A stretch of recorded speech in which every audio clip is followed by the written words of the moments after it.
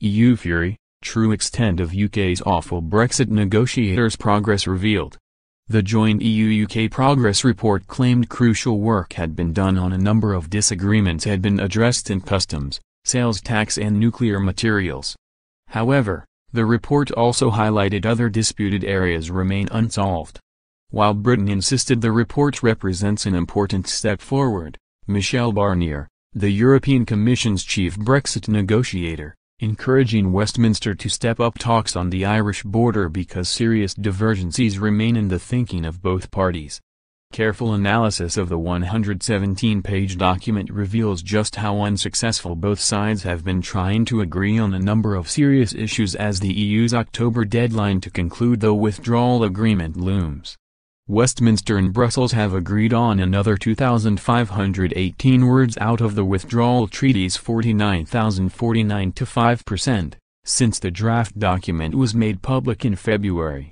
In March, Mr. Barnier and Brexit Secretary David Davis presented a color-coded version of the draft document, with wording colored green to represent the areas where the UK and EU have both reached at agreement is reached at negotiators level. The document was largely considered 75% complete before the June progress report, and hasn't moved on much since, as revealed by the Bloomberg analysis. The new completion figure sits just below 80% after, excluding footnotes and annexes, just 500 words were added and 68 deleted compared to March's offering.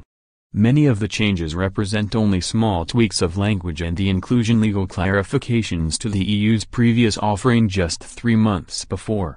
This has produced significant criticisms from the Brussels bubble of the UK's negotiation team and how they have attempted to conduct the talks.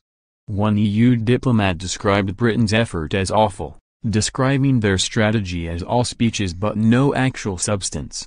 The source said, "They are really bad negotiators. Awful. It's been absolutely chaotic and they've not actually been putting ideas forward, just giving speeches about their red lines." More publicly, Irish Prime Minister Leo Varadkar called on Britain to increase its efforts attempting to conclude the border conundrum.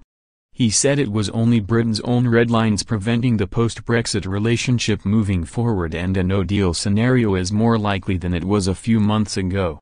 Mr. Varadkar said, "I think no deal is more likely than it was a few months ago, but I still don't think it is likely. Ultimately, it is in the interests of Ireland and in the interests of the United Kingdom and the interests of the European Union that we have an orderly Brexit and a new relationship that works for everyone.